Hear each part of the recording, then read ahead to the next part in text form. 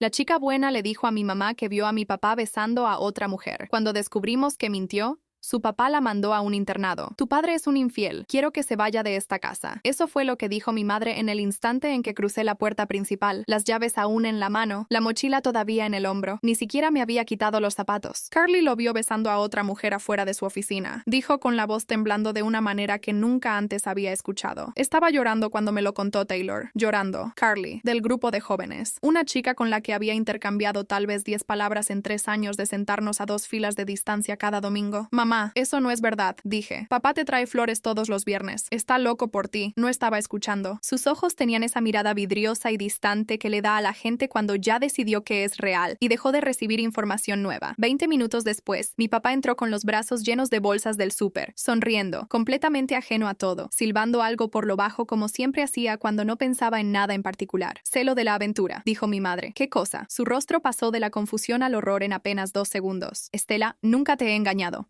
Revisa mi teléfono. Revisa mi calendario. Estuve en juntas todo el día. No voy a buscar entre evidencia que ya limpiaste. No hay nada que limpiar. Su voz se quebró en la palabra nada. Y vi 22 años de matrimonio empezar a desmoronarse en tiempo real, justo ahí, sobre el linóleo de nuestra cocina. 22 años, Estela. Ella se quitó el anillo de bodas y lo puso sobre la barra. Hizo un sonido pequeño y específico contra el granito que todavía escucho a veces cuando intento dormir. Vete. Estaba llorando. Nunca, en 18 años, había visto llorar a mi padre. Ni en el funeral de su propia madre. Ni cuando se rompió el tobillo cayéndose de una escalera, nunca. Me miró, me apretó el hombro con una mano que temblaba y salió por la puerta dejando las bolsas del súper todavía sin desempacar sobre la barra. Para fin de semana, toda la iglesia lo sabía. Llegaron 30 llamadas de condolencia, todas para ella. A mi papá nadie lo llamó, ni una sola vez, después de toda una vida de domingos, comidas comunitarias y donativos para el fondo de construcción. 3 meses después, el divorcio quedó finalizado. Mi papá se mudó a Seattle, a un departamento de una recámara con cajas que todavía no había terminado de desempacar la última vez que lo visité. Odiaba tanto a Carly que se sentía como veneno alojado en mi pecho. Pero durante meses no logré entender por qué lo había hecho. No teníamos historia, ningún pleito, nada que justificara lo que le había hecho a mi familia. Entonces recordé el baile de bienvenida en el penúltimo año. Hay algo que necesitas entender sobre mi pueblo antes de seguir. Es pequeño, gira alrededor de la iglesia y los asuntos de todos le pertenecen a todos, lo quieran o no. Mi familia había ido a Grace Fellowship desde antes de que yo naciera. Mi papá,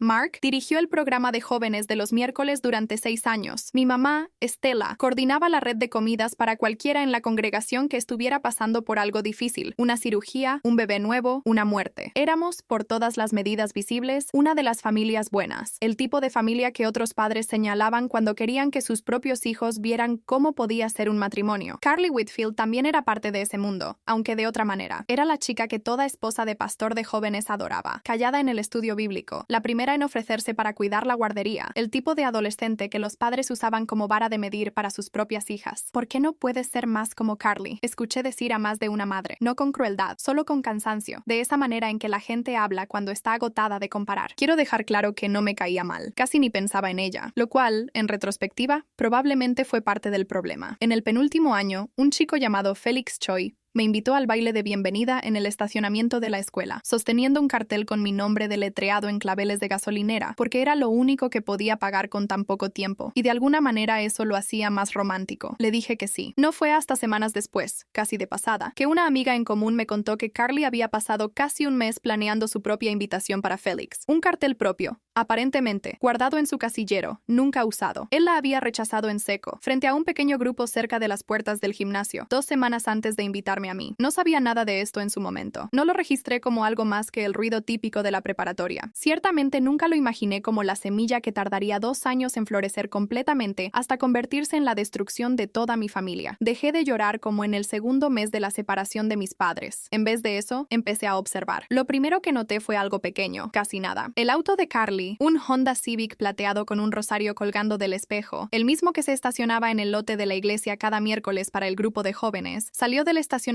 un miércoles a las 6:52 p.m., 8 minutos después de haber llegado. sin que ella hubiera entrado siquiera. Me dije que no era nada. Tal vez olvidó algo en casa. Tal vez se sintió mal. El miércoles siguiente, lo mismo. 6:54 p.m. El auto saliendo, sin haberse estacionado el tiempo suficiente para llegar hasta las puertas principales. Solo lo noté porque yo también iba tarde, y entré justo cuando ella salía. Y por medio segundo, nuestros ojos se encontraron a través del parabrisas. Los suyos no se veían culpables. Se veían completamente vacíos, como si estuviera en otro lugar por completo. Esa vez la seguí. No a propósito. No realmente. Me dije que solo iba en la misma dirección, hacia la gasolinera en la ruta 12. Y eso fue cierto durante el primer kilómetro y medio. Luego ella dio vuelta hacia el motel Cedar Brook, en las afueras del pueblo. Un edificio bajo y descolorido por el sol, con un letrero de vacantes parpadeando. Y yo seguí manejando porque no sabía qué más hacer con lo que acababa de ver. Tenía las manos apretadas al volante todo el camino a casa. Me dije que tenía que haber una explicación. Tal vez su tía vivía ahí. Tal vez estaba dando clases particulares a alguien. Repasé cada posibilidad inocente que se me ocurrió, y ninguna explicaba la mirada vacía y ensayada en su rostro. Para el cuarto miércoles había empezado a llevar un registro en mi teléfono, fechas y horas, sintiéndome un poco ridícula por hacerlo, como si estuviera armando un expediente para un crimen que todavía ni siquiera podía nombrar. 6:49 p.m. Motel Cedar Brook. Salió a las 7:58 p.m. Una hora casi exacta, cada semana. Los fines de semana eran peores. Una vez que empecé a prestar atención de verdad, en lugar de asumir lo mejor de alguien a quien toda la congregación le asumía lo mejor por default. Había fiestas de las que no sabía nada, pequeñas, en la casa de una estudiante de último año, cuyos padres viajaban por trabajo, del tipo de reunión que nunca aparecía en el radar de nadie, porque los que asistían eran las mismas personas que enseñaban en la escuela dominical. Fui a una,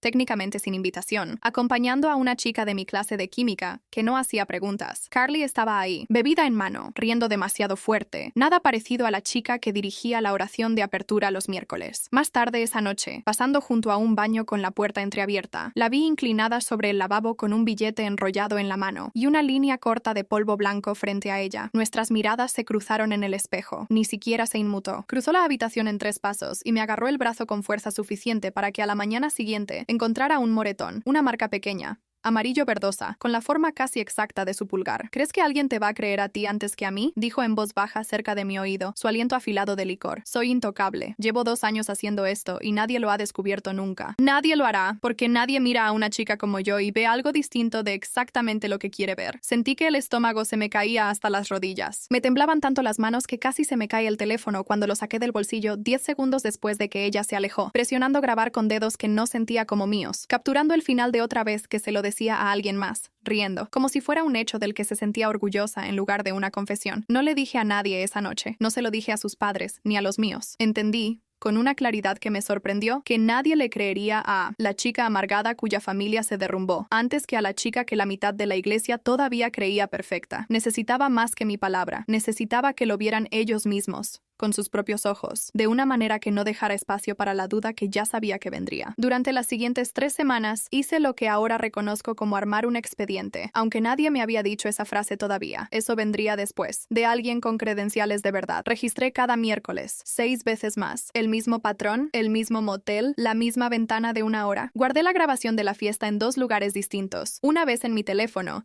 y otra enviada por correo a una cuenta vieja mía que nunca usaba para nada más, porque alguna parte de mi cerebro entendía, instintivamente, que la evidencia que se puede borrar de un solo dispositivo no es evidencia de verdad. Le conté a exactamente una persona fuera de mi propia cabeza, mi tía Diane, la hermana mayor de mi madre, que trabajaba como asistente legal en un despacho de derecho familiar en el centro, y que había sido la única adulta en mi vida que no había aceptado por completo la historia de la aventura sin cuestionarla. Ella fue quien usó por primera vez, frente a mí, la frase cadena de custodia, sentada en su mesa de cocina un martes por la noche, mirando mi registro telefónico con los lentes de lectura subidos hasta el cabello. Necesitas que esto tenga fecha y hora, y respaldado en algo que tú controles, dijo. Y Taylor, tienes que pensar muy bien cómo les presentas esto a sus padres. Si llegas acusando, la van a defender por instinto. Necesitas que lo vean ellos mismos. Ese único consejo es la razón por la que todo lo que pasó después funcionó. Me quedaba un miércoles antes de que la familia de Carly se fuera de viaje 2 semanas a visitar parientes fuera del estado. Diane se había enterado de pasada en la iglesia. De esa manera casual en que los pueblos pequeños se pasan información sin querer. Si no actuaba antes de que se fueran, perdería el patrón por completo. 2 semanas era más que suficiente tiempo para que una rutina se rompiera, para que un gerente de motel olvidara una cara, para que lo que fuera esto simplemente se mudara a algún lugar donde nunca lo encontraría de nuevo. Era ese miércoles, o nunca. Pasé el día sintiéndome mal de una manera que no tenía nada que ver con la comida. Las manos no se me quedaban quietas. Ensayé lo que le diría a los padres de Carly en la regadera, en el auto, parada frente a mi propio casillero entre la 3ª y 4ª hora, y cada versión sonaba demasiado ensayada o demasiado acusatoria, y seguía descartándola y empezando de nuevo. A las 6:30 de esa tarde, estaba parada en el porche de los Whitfield, con la voz ya temblando y los ojos ardiendo de una manera que no tuve que fingir. Creo que vi algo la semana pasada, le dije a la madre de Carly cuando abrió la puerta. No quería causar problemas, de verdad que no, pero no pude dormir. El padre de Carly, Greg Whitfield, diácono en Grace Fellowship, un hombre que le había estrechado la mano a mi papá en la puerta cada domingo durante una década, llegó a pararse detrás de ella, con el rostro ya tensándose. ¿Dónde está ese motel?, preguntó una vez que dije lo suficiente para dejar clara la forma de todo sin decirlo todo. 18 minutos de silencio en la parte trasera de su Ford Explorer. Renee, la madre de Carly, no dejaba de decir, desde el asiento del copiloto, con una voz que sonaba como si intentara convencerse a sí misma tanto como a los demás. Tiene que haber una explicación. Ella nunca haría esto. Llegamos al estacionamiento del Cedarbrook a las 7:14 p.m. Ese es su auto, susurró Renee, y algo en su voz se quebró en la palabra auto, como si el Civic plateado, estacionado afuera del cuarto 14, ya le hubiera dicho todo lo que su mente todavía no había alcanzado a procesar. Greg salió del asiento del conductor